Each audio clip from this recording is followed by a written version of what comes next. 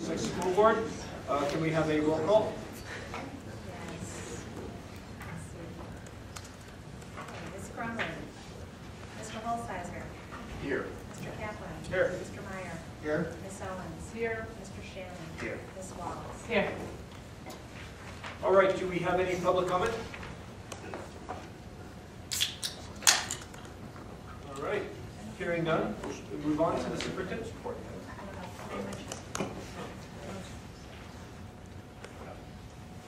Let me do our due diligence here and make sure everyone's signed up.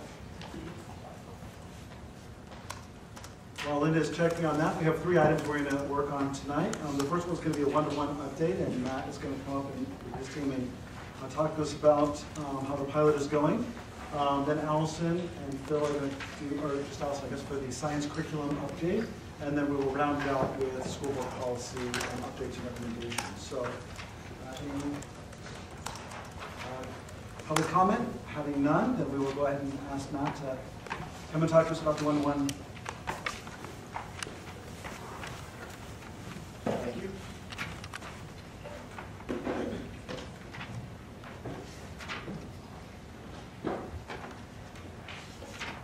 Thank you, Dr. Hagerman. Tonight we're going to talk about a couple of points. We're going to start out by reviewing the one-to-one mobile learning professional development program. And then right after that, we're going to talk a little bit about a revised model based on our last conversations we had here at the board table about some possible ways to introduce and show how we're measuring our outcomes, both in net standards and also the SAMR, the transformative, the aspects of trying to show transformative uses of iPads in the classroom. So we're trying to put those all together into one graphic, and we will present both of those points tonight. So to begin, we'll talk a little bit about the professional development program. There are a total of 10 sessions in the program, and right now there are about 30 teachers who are involved in this program. They last from October 22nd to March 20th. Each session we're offering 3 different times during a week period when the session is given, and that way the teachers can come to whichever session is the most convenient for them, before, during, or after school session. And then the participants can just attend any one they want, and then we keep track of which one they go to, and then we keep track of sort of their homework at the end that they do. That being said, each participant is investing a great deal of time in this professional development. They come to a 1-hour session, but then outside of the class, they're devoting 2 hours of what we're calling project and activity design time. So with 10 sessions involved, that's a 30-hour commitment by all of the 30 teachers who are involved in this iPad rollout for the first year. The entire session is being run through this Google site that we've set up. And if you look at the big screen, this is what one of the lessons looks like. Along the left, you can see all of the different sessions that we're offering. And then when you click on one of the sessions, you can scroll down and see all of the materials for that class. And most of them are just right here on the webpage. They can follow along, or they can download certain items, and also download some of the apps that are involved in the class as well. So it's been a really good way to keep everything very up to date. And if we see something we want to change, we can change it immediately. And then the teachers have immediate access to all of those materials as soon as they're up. I'm going to go through right now each of the sessions and the basic contents of each of the sessions. There are 10 of them. So the first one was just the basic intro to iPad and the student outcomes idea. And this is the session where the teachers all set up their iPads, they established their Apple IDs, we set up the iPad management system, and then out of session, they completed their app list that they wanted for their classes. They also looked at the board policy that we're proposing, and then the student parent iPad handbook. And then probably the thing that I like the most is that most of the teachers involve the students in their student iPad use procedures and guidelines for their class, so they're very age appropriate. As far as the second session, we went right into presentations where we used the Keynote application for the iPad. And the reason we started with that one is because it can be used for almost any grade level, for almost any, because it's a presentation app, you can do a lot of different types of activities and projects with students in it, but it also introduces all of the basic functions of how you use an iOS app from Apple. So a lot of the menus are similar across all the different apps, and if you learn Keynote, you can pretty much use Numbers and Pages and a lot of other apps as well. A lot of the controls are exactly the same. And then it was very simple. The out-of-session activity was create a lesson or activity using Keynote for use with their students. The third session, note-taking and annotating, that's when we opened up. There are a lot of apps in this class that we looked at. We looked at the Notes app, the Pages app, which is primarily a word processor, Notes Plus, and Goodreader, which I know the board uses every month. And the point of this was to introduce them to all the different features of the Notes apps, and almost all of the teachers who were involved in this, present in this class, immediately went to Notes Plus as the note writing activity, or their note-taking app of their choice. It is very, very powerful. It has a web browser built in. It offers annotation. It has audio recording. You can pull things right off the web and put them right into your notes. And I've seen 5th grade students keeping their science notebooks, 7th grade students doing experiments and writing all of their results in the Notes Plus app. It's been great so far.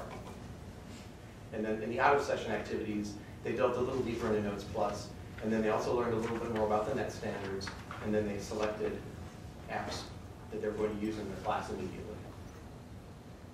As far as session 4, we looked at page layout and spreadsheets, and the two apps we covered there were Pages and Numbers. And at the end of this activity, we also went into the SAMR continuum, because this class occurred right after the board meeting, where it was clear that we wanted to use that as our way of showing transformative uses of iPad. So I immediately went online and gave them some different things to read and look at so they could get more familiar with the SAMR continuum. Session 5 was the last session that we completed. It was last week before break, and it was about digital photography and art. And in this class, teachers found the uses for all the different ways you can use the camera app in photo organization. And then we opened the iPhoto app and looked at some of the projects that are available in there.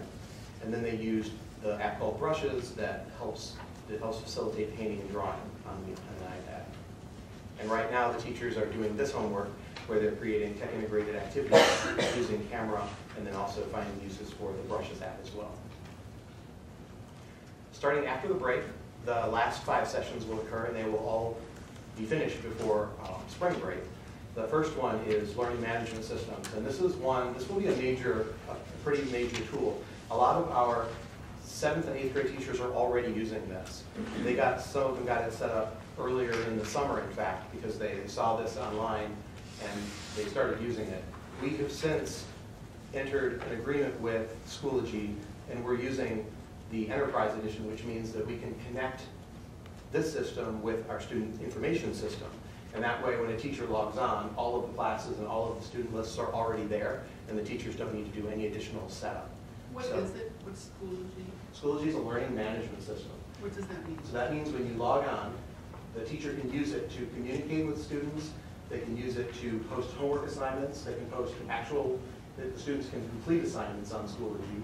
It has sort of a social media look to it, but it's all about class assignments, and it's all about doing projects and collaborating. So I could certainly give, at some point in the future, I could give a demo on this, because a lot of the teachers are using it to run their entire iPad experience. And it's becoming very important, especially in the younger grades. So after break, we're going to set it up for all of the grade levels and see if we can find some uses of the younger grades as well. Have you heard of Moodle by any chance? Moodle? Okay, it's sort of an iPad, an upgraded version of it. A lot of colleges use that system, and I used Blackboard in my college experience, something like that. The out-of-session activities, the teachers will set up Schoology and figure out how they're going to use it, and then figure out other ways of using it, and just general classroom workflow. And all of these are coming out just sort of on a day-to-day basis, just organically, because they're figuring out already how to deal with assignments in the classroom. Session 7 will be movies and trailers, and it will be an in-depth look at iMovie on the iPad, and they'll learn how to record and edit a short video on the iPad. And then teachers will use iMovie at that point to create some sort of lesson or an activity. After that, we'll use GarageBand, and teachers will learn about audio recording and editing audio. And there's music aspects to GarageBand, but also you can just do plain old voice audio recording and editing with it. And they'll figure out how they can use that in some of their class activities. And then sessions 9 and 10 are the most, to me, the most interesting of all of these, because this will be a hybrid use of using both what's available on teacher laptops and also desktops. And they're going to be using an application called iBooks Author. And it's an application that lets you create electronic books and then publish them to the iPad. So at this time, iBooks Author is all done on a Mac. It's all done on an iMac or their laptop. They create the content there, and then they push the content onto the iPads. So that will be a way for teachers to create their own original material and give it to the students. And the material is highly interactive, or has the option to be highly interactive. And that is a major undertaking, so we're going to take 2 class sessions to do that. So that's the overview of the entire professional development program. Like I said, we're halfway through. If there are any immediate questions about that, I'd be happy to answer additional questions at this time. Okay. So right now I'd like to then talk about the revised measurable outcomes model. To remind us of what we talked about last, I put the 2 pictures of the assignment that we used as our example. This was the environmental studies assignment, and this is the one that 6th grade teachers did with their students. And what they did was they had the students research an environmental issue of their choice, and then they created some sort of project to convey to their peers what the research that they found. And this is just one of the examples. And this is another example of one of the students completing. In this case, it was they were using an app called Explain Everything. And you may remember this from the last, or a version of this from the last board meeting too. This was an example of the rubric that the teacher, the pre and the post assessment that the teacher created, and it was aligned with the net standards over here on the left. The change that I have made as a result of our last conversation, rather than having the net standards over here on the left be very, very specific, there were 24 of them, there were 6 net standards, and each net standard had 4 different outcomes. We sort of collapsed those down because we're still going to be using the net standards, but rather than having 24 measures, we'll just do 6 measures now. So I've revised them all, so you're just seeing the 4 net standards that are going to be assessed. And then you'll notice that the red X would be what the student got in the pre-assessment, and then the blue X in the post-assessment. So it's very similar to what you saw last time. And at this time, I'd also like to talk a little bit more about the net standards, but I'm going to present them in a slightly different way, and I promise this is leading up to something. So looking at the net standards, first of all, the creativity and innovation. This is where students demonstrate creative thinking, construct knowledge, and develop innovative products. Communication and collaboration is the second of the 6 net standards. Research and information fluency. Critical thinking, problem solving, and decision making. Digital citizenship. And tech operations and concepts. And you may remember that at the last board meeting I presented 3 different versions of all of the net standards, broken down, all 24 of the different subpoints, and they were age appropriate. There was a K2 version, a 3.5 version, and a 7.8 version. So the teachers already have all of the benchmarks that we're going to be using for the net standards, and they just apply them to their grade level. I'd also like to, at this time, give a little reintroduce another overview of the SAMR, Tech Integration Continuum. So the first one being substitution, and that's when teachers are using technology just as a direct tool substitute with no functional change. And then the augmentation level would be where they use technology as a direct substitute with some sort of a functional improvement. And that's what we call enhancement. So you're using the iPad as an enhancement to your classroom. And what we're hoping for is getting more and more examples using iPads in the transformative way. So that would be a teacher is modifying using modification, where they're doing some sort of significant task redesign, or they're redefining the way they teach, and they're creating new tasks which are previously inconceivable without technology. So Dr. Hagerman and I had a couple meetings since we last met, and we were trying to come up with ways to be able to take the net standards and the SAMR continuum and visualize them in such a way that it's very obvious where we're seeing transformation occur in the classroom, but also have them work together. They're not separate things, or they don't have to be separate things. So taking these two ideas, merging them together, and using our example that you're already familiar with, over here on the left you can see again the explanation of the project. What we'd like to do in the future is present our projects by taking the apps that were used by the students and putting them on the SAMR scale and putting them in the proper area, whether it be creativity and innovation, research, information fluency, critical thinking. So if you go back and you look at the chart where the students are, in your package you want to flip back to the chart, you can see that there's been some sort of an app that has been represented through each of the net standards and then placed on the SAMR continuum. So you have a single visual that shows all of the ways your SAMR and your net standards are working. So if this is appealing to the board, if this is something that seems like it could be useful, every project that we bring before the board from now on, we could put on this type of a chart, and so you can immediately visualize where we're seeing transformative uses of technology and also how they fall underneath the net standards. And this is again something that Thomas and I came up with, sort of an original melding of two different concepts together. So any questions on this? I want to give you kudos. You really responded to the board's ask of really wanting to see it not as a substitution, but as a really defined, and I know that's not an easy thing to do given how new all this stuff still is, and this is a neat, hopeful, standards aligned.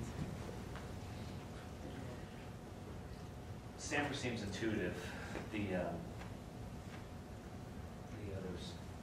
other set of standards don't, but I mean that's maybe because they have so much detail to them, and that doesn't mean they're not necessary, right? I like the elegance of the SAMR framework because you can explain it easily, and it represents what we want to achieve is through S&A. The worry would be is that applying it, is that we apply it to, we don't have high enough hurdles for what it takes to get out into the further distant orbits. So. Well, that's where actually the standards do help us. Yeah. Because it doesn't clarify where you are in terms of being exceptional or proficient or those kind of things. And so it's sort of a combination of being on the higher ends of the SAMR scale as well as being on the upper ends of the net standards. So that combination, I think, is what gives us a good guidepost to move forward. I went back to and rewatched some of Punitura's presentations about SAMR, and he has a whole, in fact, one of the homework assignments that I give teachers, he has a whole set of questions. If you're a teacher, you feel like you're in augmentation, a whole set of questions you can ask, how do I bump it up to the next level? If you watch some of his videos, which our teachers are now doing, it'll hopefully help them get to the next step. So I applaud you guys for trying to synthesize all of this. The thing I'm struggling with a little bit, is it really just app-driven?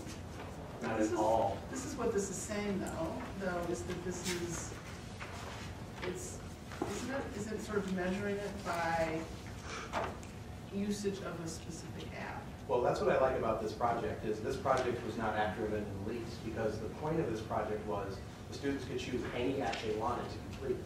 And all we're doing is visualizing how the students use those apps. And the other thing I like about this presentation is every project, just because Keynote is redefinition in this project, doesn't mean it's going to be used in the same way in another project.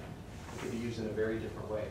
So all this is doing is it's showing how students specifically are using the tech tools to complete the different, whether they're the net standards or whether they are a level on the scale of the SAMR continuum.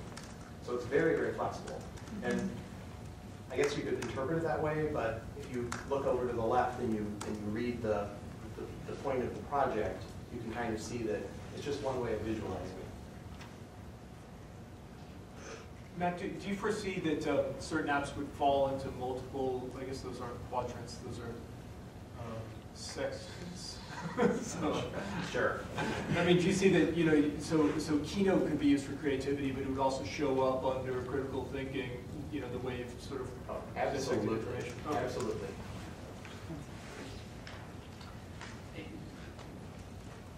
What this, again, I think I like this framework, but I'm just thinking about this project. This project didn't feel transformational, right? It's a piece of research that the student did on an environmental topic, which is great, but, and they did some things a little bit differently. They were able to integrate a little bit more data into it, but they might have been able to do that with, a copy machine and some scissors and glue to present to present the research. That's back to my point about, is this really transformational? Are we really operating in the redefinition orbit, which is what this gives us the impression that this particular project is. Yeah, this particular project does include elements that are definitely where I would put in the redefinition area. This is a project that I'm very familiar with. I worked with the students for about between 6 and 8 weeks on it. Last year was the basis of my dissertation, my thesis last year. The elements that I saw that I believe were transformational were the fact that the students were able to create, because they had access to the iPads at all times, they were able to create brand new products from scratch that were digital, they were publishable, they were multimedia driven. So for instance, those keynote presentations, they had not just movies that they found, they also had movies that they created and put in themselves. They were able to explain them in their own words with some of the best examples I saw were when students they created a slideshow, with their own words they described what was going on, and they annotated it in real time while they were explaining it. And then they were inserting it into a presentation and using it as part of the way that they were explaining it to their peers about what they learned. And to me, that's not something that could be done with a copy machine and scissors and paper. And I felt that, especially in the cases of, this is Creative Book Builder, these two ebook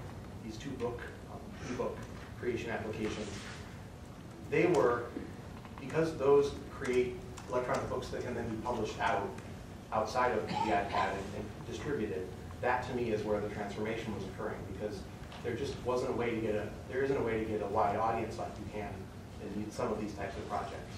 And I did purposely mind you, I purposely picked a project I knew was at this high level. So I'm going to say that not every project is going to look like this, but I truly do believe that this one included all of, especially for, in this case, 6th graders. I truly would believe that I would put it at that level, based upon Quinadura's definitions. Matt, it would be really nice. I mean, we're going to be in the classroom starting in January, watching classes use the iPads. It would be great to have some of this material so we can kind of try and score how we see these the iPads being used. I mean, just so we can go through the mental process of categorizing different types of activities. Well, not only will we be able to do that together, but the teachers also know all of this, all the definitions in this whole framework now too, so they can have conversations with you when you're in the room and show you where they are on the scale, so you're all be speaking the same language essentially. Oh, sorry, I don't mean scoring. I'm being educated. I'm being educated on the matter. I'm categorizing. Categorizing. Thank you. The teachers taught the kids Keynote, right? Yeah. Or did the kids didn't actually know Keynote? They're 6th graders. Well, the students in this particular project that was done again last year, the students pretty much taught themselves how to use the majority of the apps after the teachers gave them a little introduction to them. Okay. And in some cases, the teacher said, like for instance, Creative Book Builder was not even one that the teachers had even ever heard of. The students came to them and said, I've been doing this at home, can I use this in this project? And the teacher said, Steve Ivory said, absolutely. And we downloaded it for the students and they went off and completed their project with it. Now it's on all the iPads because it has. This is a really good model. Appreciate that. All right, thank you very much. I appreciate it. I have a question. I guess it's really for Thomas more than it is for Matt. We are going to be in the classrooms in January. I would like to know the procedure. I think it's important that staff feel comfortable and that principals feel comfortable. And, you know, is there a procedure you want us to follow, or the principals, and if so, could we have it before vacation? Before vacation, that's in 2 days? In early January. Absolutely. Because the board doesn't meet again until the very end of January. Yeah. And I think it's important that, Yeah, I mean, there will be a lot of procedures. People have been great about opening up their classrooms, being very invitational about coming and seeing things, but just sort of the notice and some of those things. We'll just get, you know, a few procedures in place so people are aware. all right, thanks. The Google Drive document, should we tell them about that? Sure. We also, as a part of the professional development program, we put together a grid on Google Drive, which we can send all the board members as a link. And the teachers are going to go in and give you very specific information about the dates, the times during the day when they're going to be working on specific things, what you can see, and the school, and all of that. And in fact, we'll put the procedures right on that Google Doc. Great idea. Very streamlined. You gave us the link, right? I don't think I've given it to you yet. Okay. I think I just gave you That was yeah. the training. The training. Yeah, Yeah. yeah, training. But if you look, you'll probably find it. Okay, thanks, Matt. Thank you very much. Thank you, Matt. Okay, our next agenda item is going to be the science curriculum update. Welcome, Allison.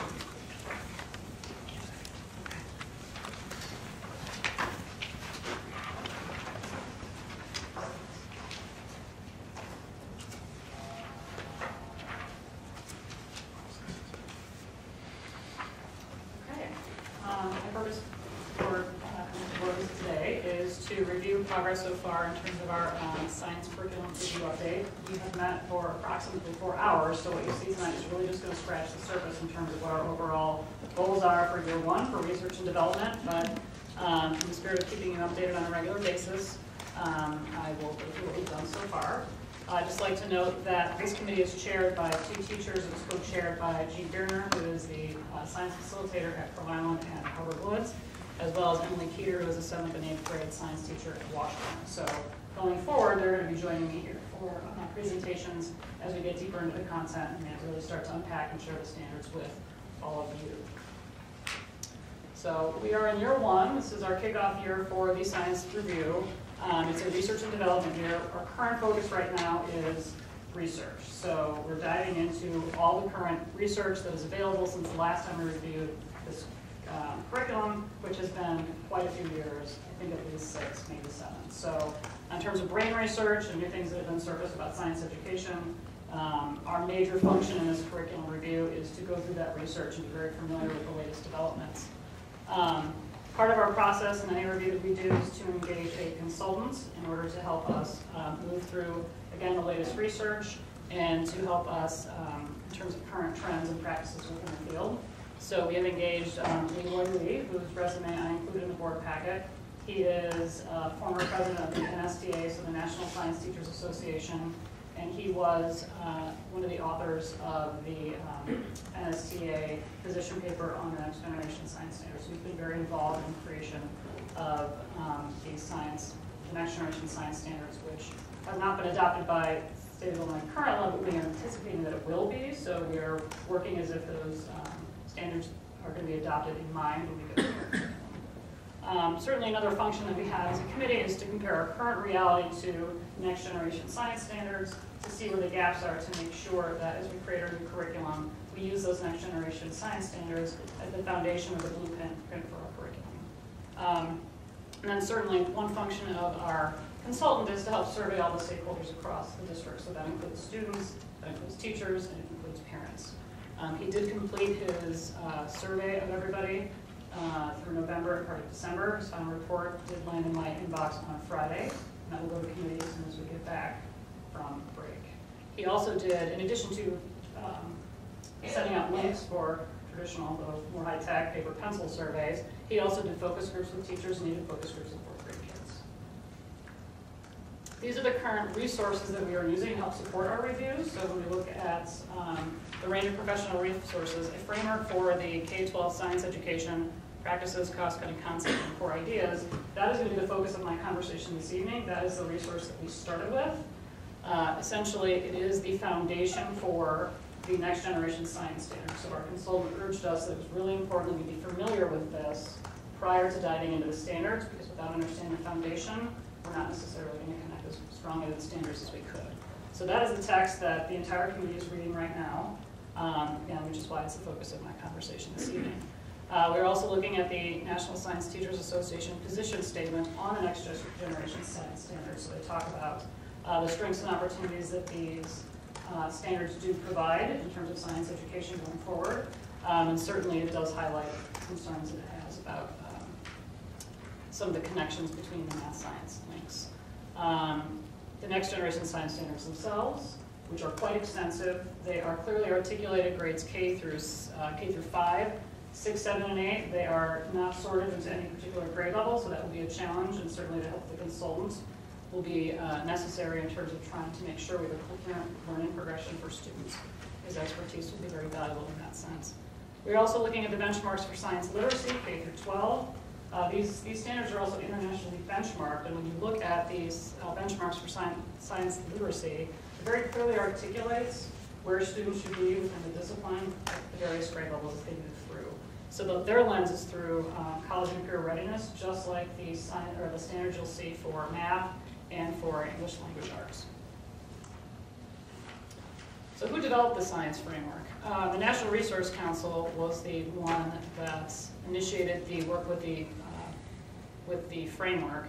It's composed with professionals with a broad range of expertise. So you have scientists, you have engineers, you have mathematicians, you have science educators, you also have, the group also looked at published research, unpublished research. In addition to that, they took into account all the material that they looked at has been used in classrooms before. So there is context for everything that they are looking at in terms of what they used to put this framework together. Additionally, I did seek public feedback from 40 different organizations. It was an iterative process in terms of when they found gaps, they gathered more information, they filled in the gaps, they sent it back out. So this was quite an effort in terms of involving as many people as possible in the area of science, math, technology, whether it is researchers, educators, et cetera. As I mentioned, so these progressions that come up with an international benchmark. So the vision behind the framework, once you distill down the 400 pages of it, is essentially these 4 bullet points. It really looks at learning's developmental progressions. And as the students grow, the learning progressions become more sophisticated in nature. So it's a series of ideas that spiral. It's not about one-shot learning. It really is concepts that grow over time. They do also acknowledge that there are only a limited number of topics that you can really engage in at any given point in time across an education. There are a lot of things that you can know, a lot of things you can look at. Their greatest concern was to distill science and engineering learning down to what is most foundational in order for students to have the ability to be literate consumers of science and technology information in a modern society. Additionally, they wanted to tee it up so the students would be interested and intrigued by continuing science and engineering education, whether that is in college or beyond in terms of careers. Much like the conversation we had about Common Core Math and talked about the standards for mathematical practice, they also have standards for science practices, science and engineering practices that they wanted to articulate and be very clear about. It's not enough to just have skills. It's not enough to just have practices. You can't have them in isolation. They have to work together. So essentially, it is engaging students in the practices that scientists and engineers use in the field, which is another way to help interest students to pursue science and math as they move, and engineering as they move up their education. And larger, the concern is that there are not enough students in the United States that are pursuing engineering or pursuing careers in math. And this is an attempt for them to start to write that or garner more interest across students. So there are 3 key components to the framework: scientific and engineering practices, which outline, again, behaviors of sciences, how they work together in tandem. So while a scientist may have an independent grant and they work by themselves, there really is a lot of their science community that you participate in terms of collaboration. One of the roles of being a scientist is you come to a single acceptable theory. So you come together as a community and you argue your point, you show your evidence in order to reach the single conclusion or for your hypothesis or your theory that you're looking to support. And certainly engineers come together for the very same purpose. Cross-cutting concepts.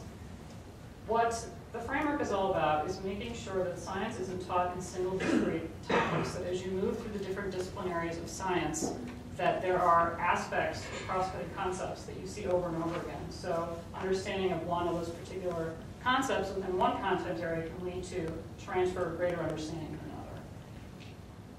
And finally, the disciplinary core ideas is what they have deemed is sufficient for foundational knowledge, which I will be more detailed about momentarily. There are 8 standards for eight standards for science and engineering practices. Certainly asking questions, developing and using models, planning and carrying out investigations, analyzing and interpreting data, math and computational thinking, constructing explanations and designing solutions, engaging in argument from evidence, obtaining, evaluating, and communicating information. A lot of these underlie collaboration.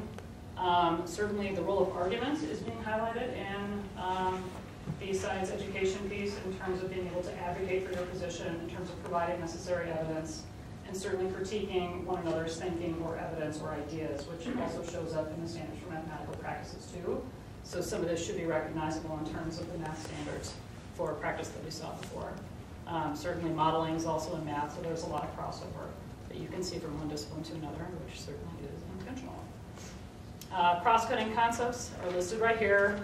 Looking at patterns, patterns lead to organization and categorization, and how you can classify different things. You can do that across disciplines. Certainly cause and effect when you're looking at variables, manipulating variables, and figuring out change in one leads to change in another.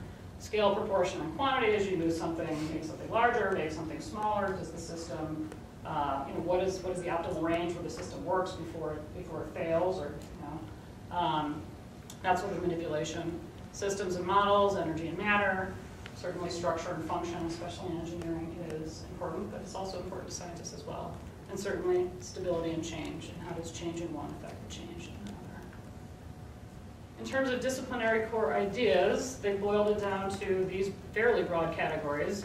Physical sciences, life sciences, urban space science, engineering, technology, and the applications of science. So an example of physical science is matter, motion and stability, energy, waves. Life sciences talks about ecosystems, biological evolution, heredity. Earth and space sciences is the Earth's place in the universe, the Earth systems and Earth and human activity and how they affect one another. And then finally, engineering, technology, and the application of science relates to science and engineering, and then links among engineering, science, and society. So that's the overview of that's the overview of the framework, and this is the work that we've currently been working on, is digging into this, making sure we clearly understand it, and not only that, to figure out how are we going to distill this information to then share with the other teachers that are not on the committee. So the feedback loop is very important because we can develop a fabulous group of experts from all the buildings across all the grade levels on this lovely committee that meets together monthly. But it's also important that we're an educational, professional development body that goes back and teaches the rest of the staff what it is we know and how we're developing so they can feel included in the process as we move through it. So this slide really represents sort of where we are now and what we're going to be working on when we get back to work in January and certainly the rest of the year. We'll review the report that Mr. Lee provided with us that shows the feedback from all of the stakeholders. The committee reviews that before we send it out to anybody else. They will have the first look at it. We will complete the review of the science framework. As I said, it's pretty dense, and it's almost 400 pages, so we're through the majority of that, but that does take some time because we want to come back and discuss it and make sure we have agreement on what needs to be translated to move forward to the next generation science standards. So our science consultant, Mr. Lee, will join us January 31st. We have a full day release where we'll start unpacking the standards in terms of learning progressions. And what is so helpful about having a science consultant is to distill all these standards and not turn them into a checklist and check the box saying we did it, we did it, we did it. It's not about that. It's putting together a coherent, cohesive science curriculum, K-8, for kids. And that's really important because it's very easy to sort them inappropriately. It's here to help us make sure we don't do that. So, and certainly, when we have the feedback from all the stakeholders from the climate survey, we use that feedback to draft our mission and belief statement. So it's not just the committee's mission and belief, we're taking into account all the feedback that we received across the district. Allison, who are the stakeholders that were? We sent out a link to all of our parents. We sent out a survey to our 5 through 8 students. Mr. Lee did focus groups with 4th grade students, and then he did focus groups with all of the teachers who chose to participate in the focus groups. So we have a fair amount of data to see. How many parents responded? How many parents? Yeah. I think 148. I think usually with surveys you vote for 25% return rate, so I'd say it was about that, I would say. So, maybe that's so with that, any questions? I have a couple of questions. Could you go back to where you had I think it's the one previous, that one. Mm-hmm. It's been a while since I had looked at the science when I came onto the board and gave us an overview of the program. Presently, let's just take physical sciences. At the elementary level, have we agreed on 4 or 5 areas that all students, for example, at grade 4 have? And is there a common set of material that's being used, or is it as disjointed as the math was 2 or 3 years ago? Well, I'd say, especially in the elementary schools, it's a bigger challenge because we have instructional time challenges in terms of all of the academic expectations we have. I think everybody has materials that are available to them. Does every class have a set of everything? No. No. But they do share it. In terms of units that they have in common, my impression so far is that they're not necessarily doing it all at the same time, but they are following a similar progression. And part of it, they can't do it all at the same time if not everybody. No, I didn't mean doing it all at the same time, and Okay. everybody had their materials, but would all the 4th graders in the district cover basically the same units over a given year?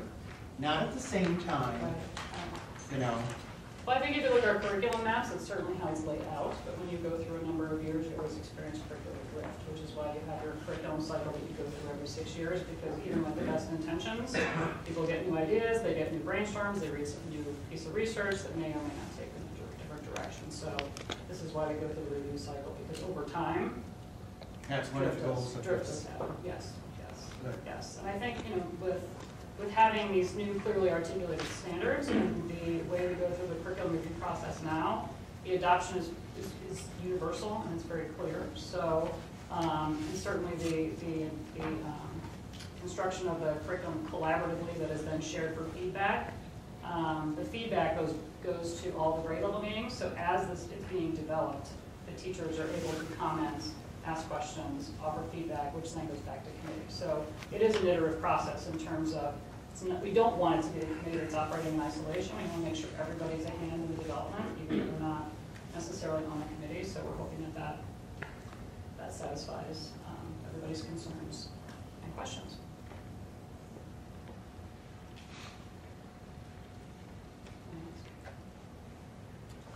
Thank you very much.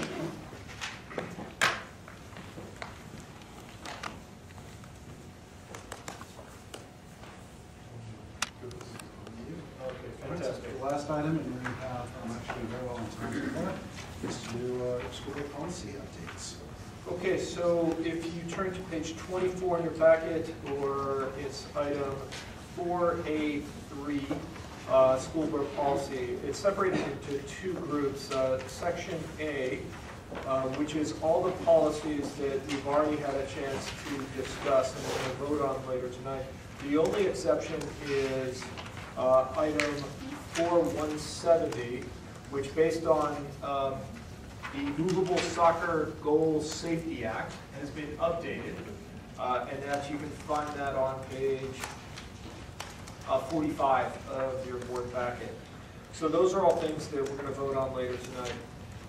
We took out the 3 policies in section B, the student assignment and intra-district transfers, residence and food allergy management program for discussion, and we will discuss them tonight and then vote on them in the January board meeting. So,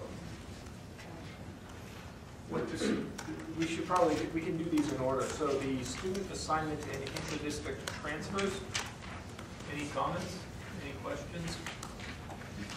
Yeah. Bill actually brought up a point for us on policy 5:20, workplace harassment. We still have Marie's name on there instead of Patricia's, and so we're going to do that as a change, revised. Okay.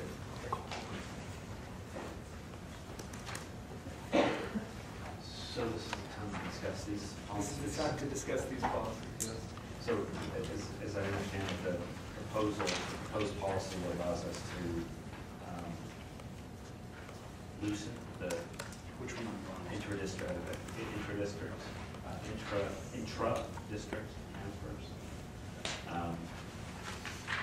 Is that the one you wanted to talk about first, John? Yes. So the objective here is, or what's on the table is a policy that has looser standards than in the past, and that's what we're asking, looking at to endorse that. Is that how you would characterize it, Thomas? No, I would say looser. You can see the substantive, we've added in there some clarifying language that sort of, I think, further helps folks to understand, and then added some procedural requirements about how to notify the district to obtain an intra-district transfer with some timelines that you need a letter, those types of things, and then clarifies the process for those being granted. It also had some language about that part of the decision-making process will be the consideration of the capacity of instructional space and personnel. And sort of a reminder, I saw it there before, but a reminder that these are just on an annual basis. So the intention here is to change the hurdle for the application of the policy. Not this one. This one just sort of provides some more clarification. Clarification. So the pros and cons that you provided in the board deck, those relate to the way that your recommendations, or those relate to the policy in general? It's just sort of, this is, again, we haven't substantively changed it, so there are some pros and cons associated with sort of the policy as it existed. Okay, so But that's. the only changes that we've recommended were those that came from our attorneys or through the policy review process that added, again, further clarification on that issue. So if there was something that the board wanted to, some radical change they want to make, then that would be something we would introduce here.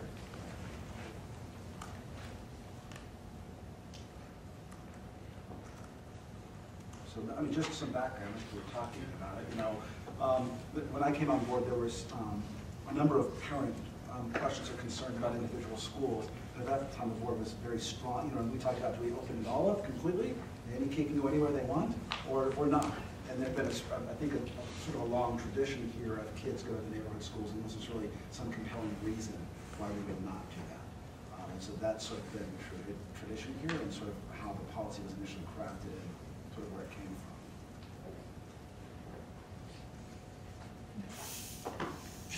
Any other questions about this policy? Okay. The next one then, residency for 7:60. This one adds a lot more clarification, the sort of legal language around what residency is according to school code. And this can cause a lot of questions for parents about sort of what is considered a residence. That you have to, it's not just live here and live with someone, but you actually have to have legal responsibility for children. And so the 1 through 5 really clarifies what the expectations are around that. The next paragraph talks about how you can attend on a tuition-free basis if you're placed under temporary custody or guardianship. The next big section, again, talks about sort of what the requirements of that are. So this is, as you can see, there's much more. Again, doesn't change the intention or the process of what we had in place, but just provides a lot more legal language in terms of defining. and also adds a provision for divorced and separated parents. The problem I have with this policy is the problem we were having with the application of it last time around, which is you actually have somebody who, and it misses the whole residency test. I own property and I'm paying taxes, and yet I'm not a resident. Not according to Illinois School Code, that is correct. It's where the children literally are sleeping is really the definition of it. Yeah, and that's the problem. Are we constrained by school code here, or could we create a policy that says? It can come case by case in front of the board. The issue is that, and Susan, you can feel free to jump in here. I mean, we hear a wide array of personal circumstances. And so in that case, then the superintendent, the CFO, or the board sort of becomes the folks who investigate the various stories, who become, looking through documents and making those kind of determinations. So it's just if we want to, take on that role and responsibility, or if we have, a uniform policy that we're following, unless there are really extraordinary circumstances that come up as exceptions, as clear exceptions. And I just go back to that one situation, which you solved. Which resolved itself perfectly, Right? yes. Yeah. And that's a new day in the township, so that's good. That was fantastic. But when we actually voted on it, we were required, those of us who in that case wanted to follow the law, were required to vote that request down, right? Because even though that family was paying taxes in the village, they weren't considered residents in the village. And that just seems, but I just want to be clear, the law says we can't give them residency status even though they own property or paying taxes. That's right. We cannot give Unless them. they're like a released, lease. unless they're released by the other school. Right, in that case, which is exactly what happened. So, I mean, we could expand upon this and say we will work with families to get released from districts where they are, or things like that. Again, this was very unusual. I've not, in my experience here yet, until this example, had seen another district release.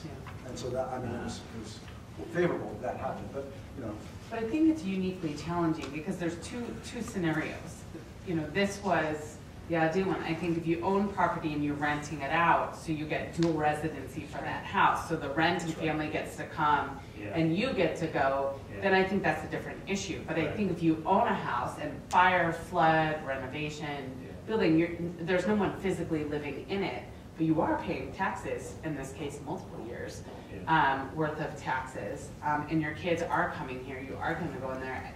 It seems, because I don't know if all the communities in this area are the same, but it seems given all the flood building and stuff that's going on now, that this is something that isn't going to be new for us, and that if that house is owned and not resided in, but you are technically, that's your residency, you are. You're right, and we also get the, we're thinking about buying a house, we bought a house, and it's going to be a 3-year-long remodel. Those become sort of, again, case by case. Do we say, yeah, you come here for 3 years, and then maybe that house gets sold at the end of the renovation, or maybe, so you're right. It becomes a very difficult piece if you sort of say we're doing this case by case, and then the board has to sort of take on each one of those cases. Consider that, in some cases, just an Because you investigation. have two different things that you're saying. I mean, I think some people are a little more rogue than others, but the idea that you're breaking the law by voting something down versus, I think that was the conversation that we had around that was, we didn't want to open the district, open up for a lawsuit. So we were, what our job is sworn at this table is to uphold the law and do what's in the best interest of the district and the children. And just a very different decision than taking it case by case. So I don't know how you finesse this language to fit, sort of open it up so that you really can take it case by case and not be in infringement of the law and potentially set the district up for liability. Well, I would say any of our attorneys who say you leave anything open for case by case, you are setting yourself up for liability. Because all it has to do is say, for my neighbor who just did this, you guys approved it, and now you're not looking for me, what's going on? So I think we have to have a policy in place, and then it's whether or not we consider breaking our policy for exceptional circumstances. Well, what about there's, under exceptions, there's this 60 calendar days of enrollment for the situation in which someone buys a house, but is renovating it, doesn't move in, they furnish a check, and then we refund it if they move in within 60 days. Is that 60 days open to discussion? I mean, we, as a board, we could say that's 90 days or 120 days, and that could provide. We could say whatever we want there. I don't know who's had a contract for this. I mean, it seems like that might be one of the ways that we can provide, some level of relief to taxpayers who buy a house, are living somewhere else while they're doing a renovation, and the renovation, gets behind their funds while they're not living there. Yeah, and I think it's a very specific, it sounds like that's probably a way to comply with the law, but provide a very specified kind of length of time. So if you do own property and are a taxpayer in the village, you'll consider up to 180 days. That's you guys determine that. I'm fine with that.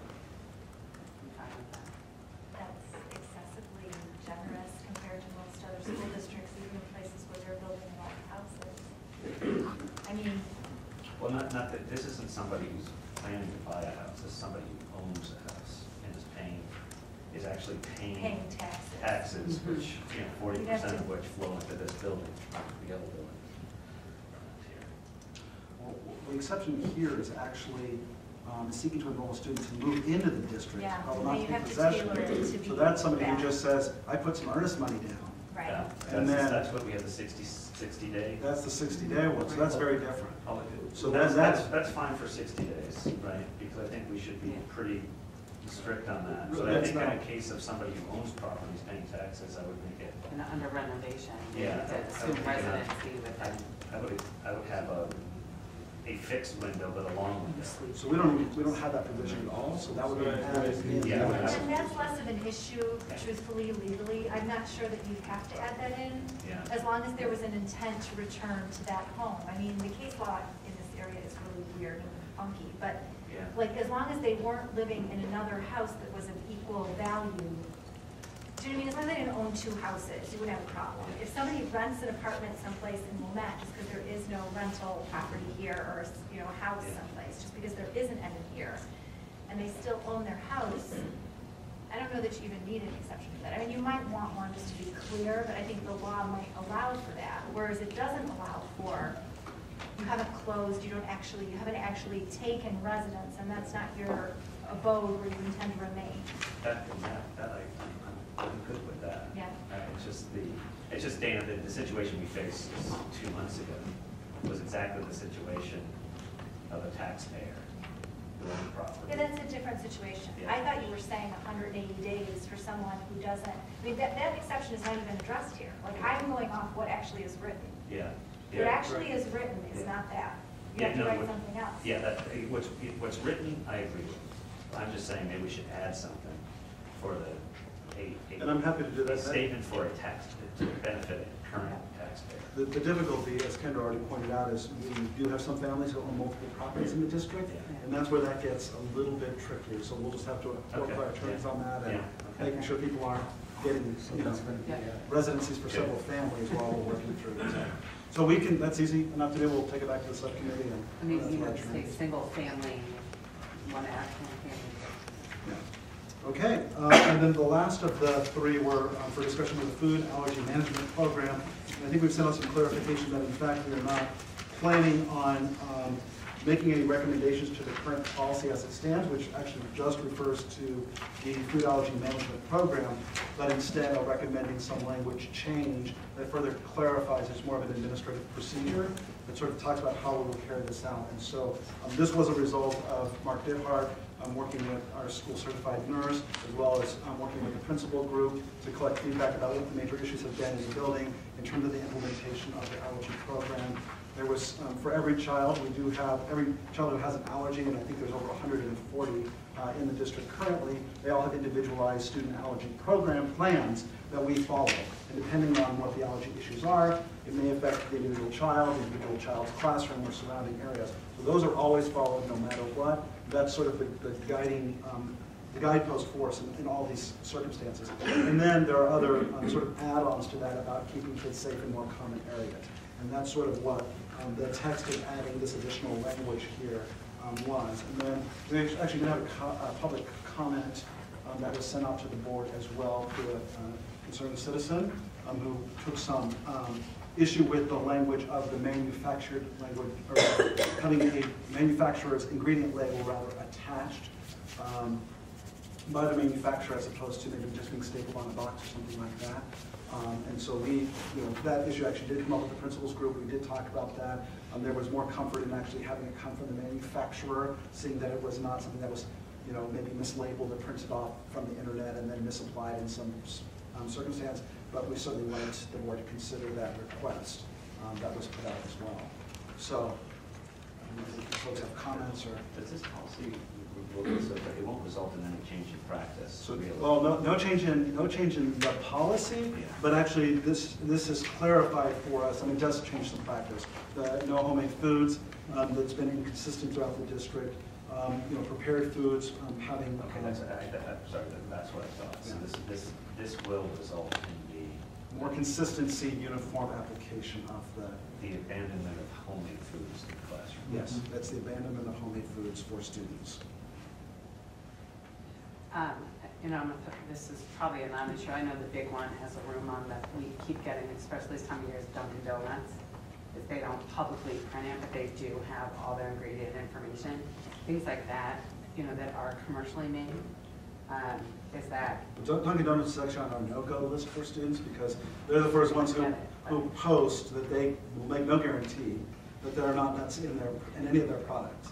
And so, obviously we're not going to go out and vet every single group out there, but they make it expressly clear that they don't do that. And so that's one of the ones we've identified for not having available for students. That's a pretty big deal, isn't it? To sort of ban homemade foods from the classrooms? No. Yeah. Well, in most school districts do that. I mean, I'm talking about our schools. it's a change for us, yes, it is. More basic. For students, again, this is for students, so we want to try to stay away from the domain of PTOs and all the good things that they do to support our schools. We recognize that we don't want to, hamper their efforts. Thomas, I remember this work that was started probably 2 years ago, the allergy policy, and we opened it up again.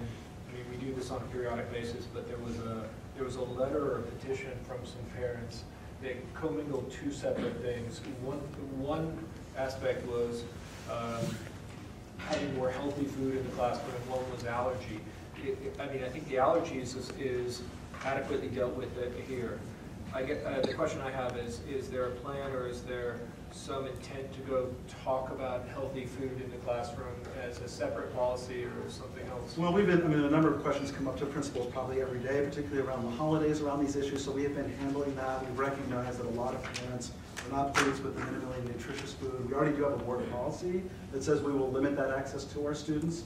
And so, in the same way we've sort of clarified expectations around this, certainly that will be the next, I'd say iteration of this work. It's different, as you pointed out, but definitely sort of that reminder that we don't want to be just giving kids non-nutritious foods as a matter of treats or rewards or those kinds of things. There's other ways to recognize students and other ways to have celebrations and other ways to.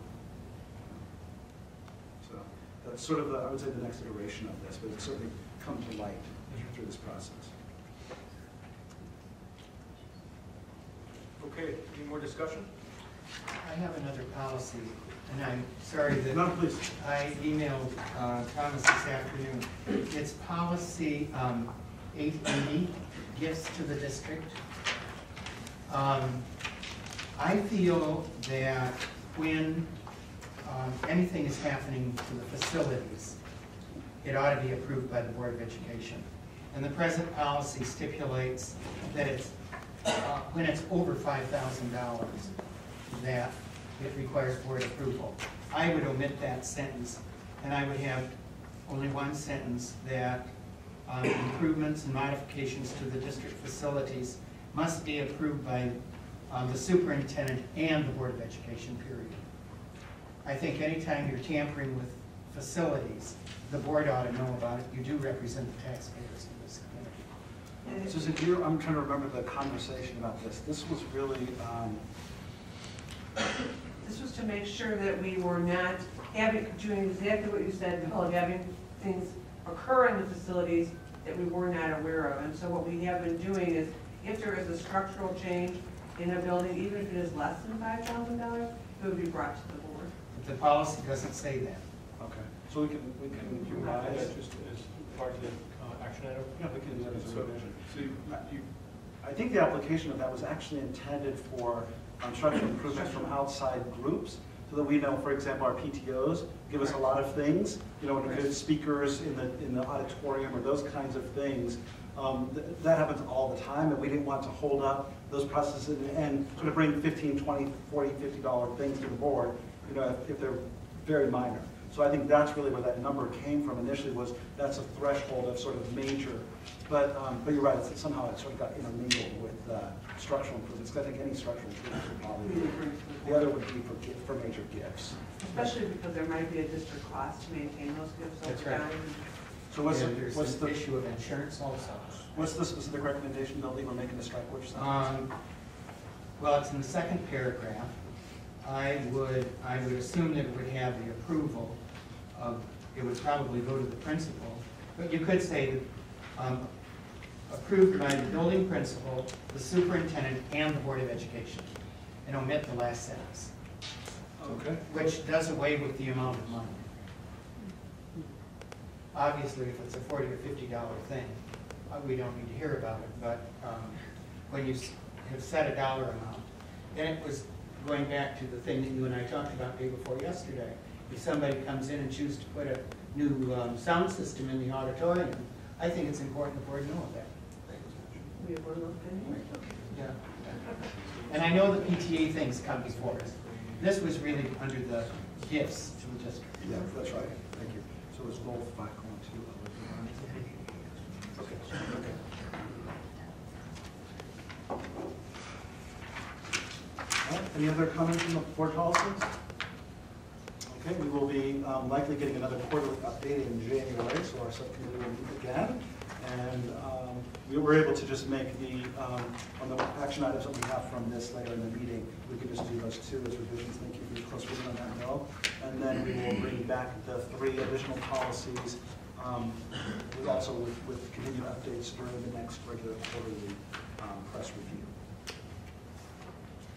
Okay, so those 3 we do in January, and we're going to introduce the other, all the other policies with amendments or as revised for 520 and 80. We're at the end of this section. Do we have anyone signed up for public comment? I'm sorry, I just got here. But I think we talked about the policies, and I think we had about 7 to 85. Yes. The food policy. Yep. I see that it's on the agenda later. Ted, can you do your name? Yeah, I was about to. And so I had a comment because it's on the agenda later. Hi. It's hard to see with the thing behind me. Ted Winchenko, 1086 Oak Street. So I noticed that there's a rewording of the food allergy policy that's been proposed. It's going to be apparently voted on later at the meeting. I am probably one of the parents that raised some of the questions about the current policy because it really doesn't say much about the foods that can be brought in except where there is an allergy involved. In fact, in the current wording and the current documents that were cited in the policy, there's nothing that prohibits homemade goods. And now the board is going to be asked to review this policy, which, limits it to commercial production and ingredient printing and things like that. And I really don't understand what the point of all this is. Are we that fearful of our neighbors that we think the parents down the street are trying to poison our children? I'm not. And it seems to me that we're really missing like the bigger picture here. It's my understanding there really haven't been many, if any, serious allergic reactions to food in the schools. And there are action plans in place, and I understand it's a problem, and I think that there's a good, the schools are doing a good job of maintaining or keeping track of the issues. And so I don't understand why it's become so restrictive and why it's being made more restrictive than even what the state of Illinois requires. I don't know if there's much that I can say that will change anything. And I think that it's going to go the way it's going. But I would just suggest that perhaps make it a little less restrictive than it's going to be. You know, my child had Immigration Day the other week. I think it would have been great if she could have tried Filipino purple cake. I don't know what that is. It sounds interesting, but it would have come from someone's kitchen. I would think that it would probably have been more hygienically prepared than a commercial kitchen, which has to follow a lot of rules because they're so unhygienic because of the way they do things. And if you look at how the people were serving food or serve food in many paid situations, it's not very clean. And that's why they have a lot of rules, because they're dirty to begin with. But she didn't get that, and she got instead, you know, chicken fajitas, which is, you know, quite exciting. So I don't know what the right answer is. I would suggest that perhaps one of the things you guys can be cautious about is this requirement for pre-printed labels. I mean, if we can get the ingredient lists from a commercial producer and include those with food products, then, you know, specifically here, Dunkin' Donuts is the issue, because, you know, they have 1,000 different donuts, and they have all the ingredients online, but they don't have 1,000 different boxes, because that would be cost prohibitive. But you can get the ingredients and include them with the product, and that would be a nice thing at least. Have a nice day. Oh, I'll be back later. All right, any other comment? Okay, well, do we have a motion to adjourn? A motion. Second? All those in favor? Motion carries. We will return at 7 o'clock for the budget hearing.